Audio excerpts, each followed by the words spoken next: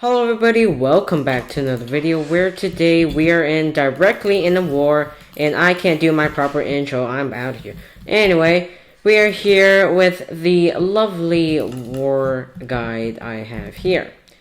Now before I get this video, make sure to subscribe and to the like and why just click the notification bell to get notified of every video I upload. Now as you can see here, there are some snipers and all, and don't be... First thing of the rule is for the first thing to do in the war is to not be like me and go to war at a level 94. The recommended level for warring is level 100. So you might want to grind a bit before you want to go start warring and maybe kill yourself. These snipers are very annoying. These are upgraded, eh?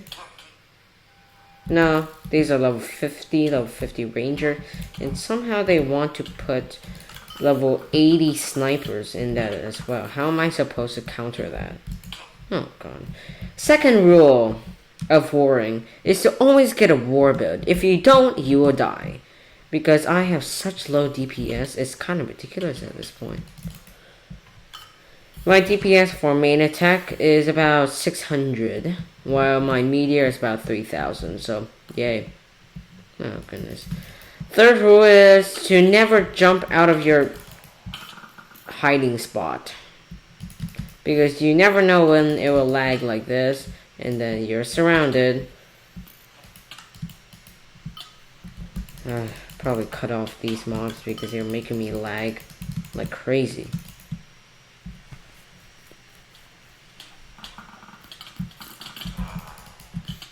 So much lag, and I would advise you to get a better internet.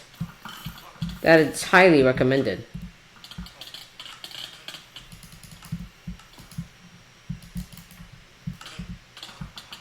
I forgot how laggy it is.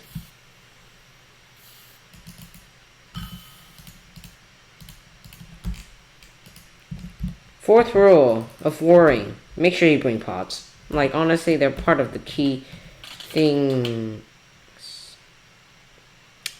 Yes, this is why I don't like warring.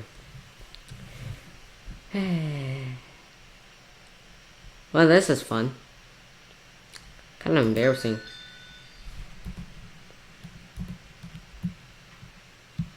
Not my fault though. You guys could clearly see it was because of lag. I could probably take out like, I don't know, 500 mobs and then leave the rest of the snipers.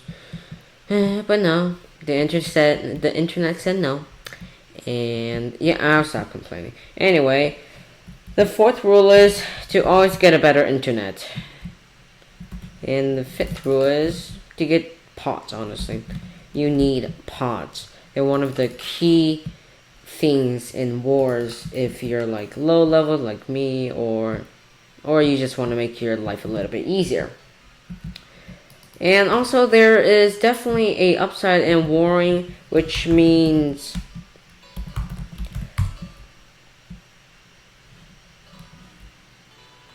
yeah, I don't think I war in this I can't war in this internet. 44 FPS as well. Yeah, this is not gonna cut it out. Anyway, so the pots are definitely very useful if you just want to make your life a little bit easier, but they're not needed. Especially if you have a war bow, it's probably going to be like easy peasy level 50 mercenaries. And there are also different types of defenses. Now, I would like to show you a defense if I won that war, but no. Let me find a good viable spot to war.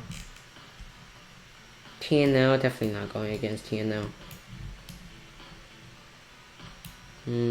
I could go against an Imperial. Yeah, not very good. You know, usually I would target weak guilds, but right now there's not a weak guild except for this tiny little WGP, which is obviously not ours. Definitely not.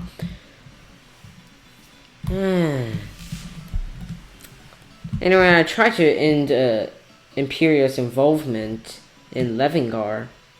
But yes, we all love good internet. That was exceptionally good. Now, pods. Actually, why am I still talking about pods? Time for defenses. Now, there are several different types of defenses. There's snipers, there's, what do you call it? Mage things.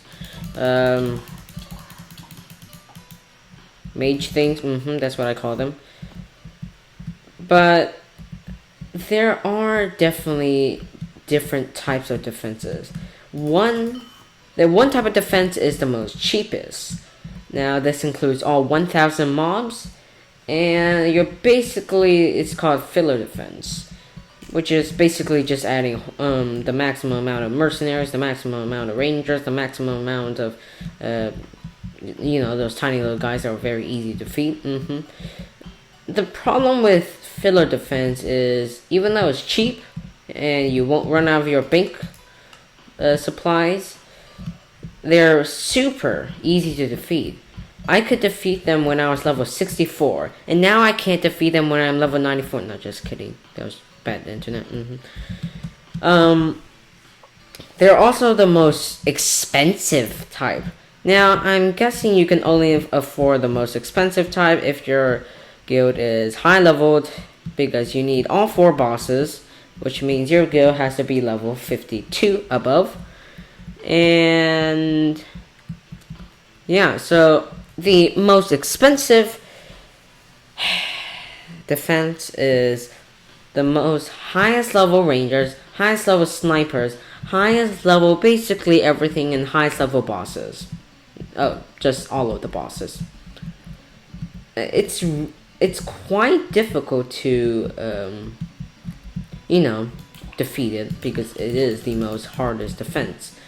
But if you have like a group of, say, 15 members, it actually becomes a lot more easier, because strength in numbers.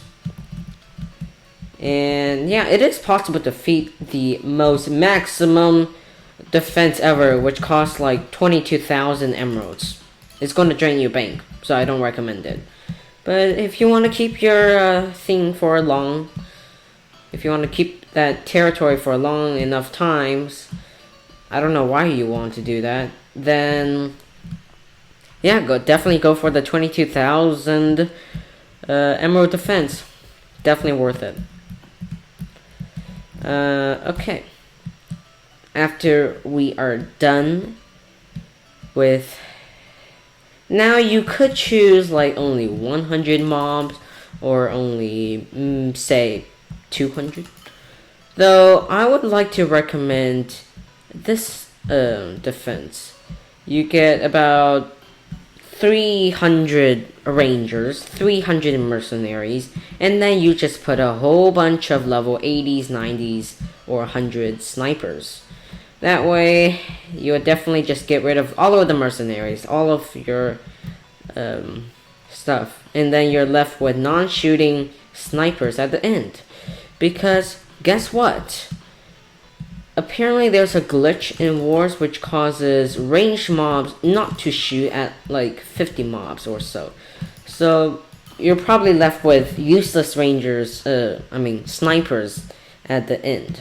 And which I don't think they will be quite useful. So it's not the best defense, I say, in my opinion. But it is definitely pretty good if you're going against like low levels such as me. Not even low levels such as me with such a bad build can stand up to the level 80 snipers. As you just saw in the imp defense over there, that was exactly what I was talking about. Now with the 100 mobs defense, what I usually put is 20 guards or something, honor guards like that. 20 honor guards level 60 because that's the best I can afford, because my guild is only level 15. And also I just purchased a bunch of rangers, level 60, 100 rangers. Rangers are pretty useful until the end. That's why I included the honor guards, because I know they're probably going to be useless at the very start, so you know, always put the honor guards. You know, the honor guards aren't very good until you get to level 80. So I don't know why I'm putting honor guards. I'm just putting honor guards because, you know, they're really good melee mobs. And also they have elemental defense, which is really annoying to kill them. I've had my fair share of them, and let me tell you, it's not fun. Now, I hope you guys enjoyed this guide. If you, please tell me if it's useful or not by leaving a like or a dislike. If you disliked it, I know it's not very useful, and when you like it, it's useful. So, I'll see you guys in another video. Goodbye.